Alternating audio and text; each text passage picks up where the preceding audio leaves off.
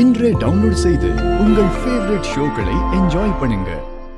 எல்லாம் நல்லபடியா நடந்து முடிஞ்சதுக்கு அப்புறம் அண்ணாமலை ஆண்டி கிட்ட பொறுமையா விஷயத்த சொல்லிக்கலாம்.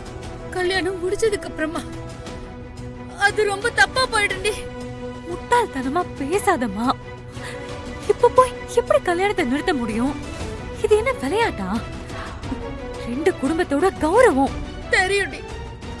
இருந்தாலும் இப்படி ஒரு சம்பவம் நடந்ததுக்கு அப்புறம் எப்படி இந்த கல்யாணத்தை நடத்த முடியும்? ஏமா முடியாது? 1000 போய் சொல்லி ஒரு கல்யாணத்தை நடத்தலான்னு பெரியவங்களே சொல்லிருக்காங்க. நாம போய் சொல்ல வேண்டாம். இந்த உண்மைய மறைச்சா மட்டும் போதும்.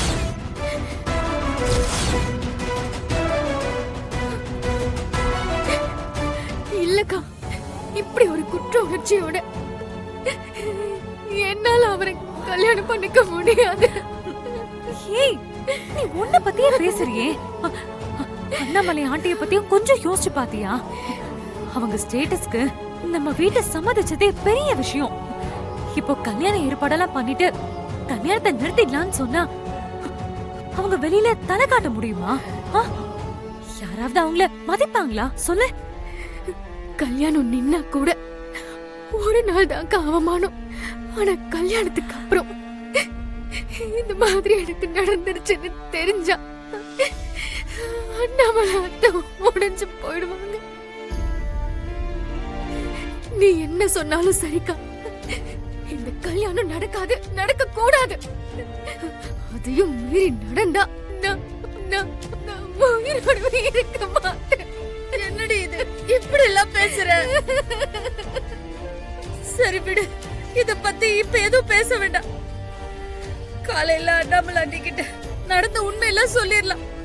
அவங்க என்ன முடிவு எடுக்கிறாங்களோ எடுக்கட்டும். என்னமா பேசுற நீ? அவதான் இதோ எமோஷன்ல பேசுறா. நீ கொஞ்சம் யோசிச்சு பேச மாட்ட?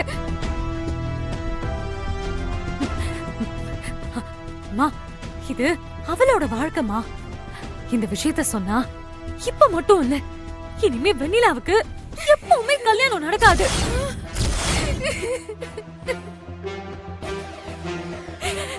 ப்ளீஸ் புரிஞ்சுக்கோங்க.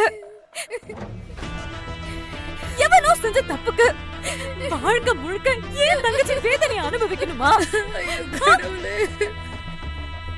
இதே அவளுக்கு தெரிஞ்சா நடந்துச்சு. தெரியாம நடந்த விஷயம் யாருக்கும் தெரியாமலே இருக்கட்டும். இந்த கல்யாணம் நடக்கணும்பா, ப்ளீஸ். இங்க பாரு, எல்லாத்தையும் நான் பாத்துக்கிறேன். நீ எதை நினைச்சும் ஃபீல் பண்ணாத, சரியா? அப்பா, நீங்க கவலைப்படாதீங்க. இந்த கல்யாணம் நல்லபடியா நடக்கும். நீங்க ரெஸ்ட் எடுங்க. நீ பாத்துக்கோ. பெரியம்மா என் கூட வா. பாத்துக்கோ.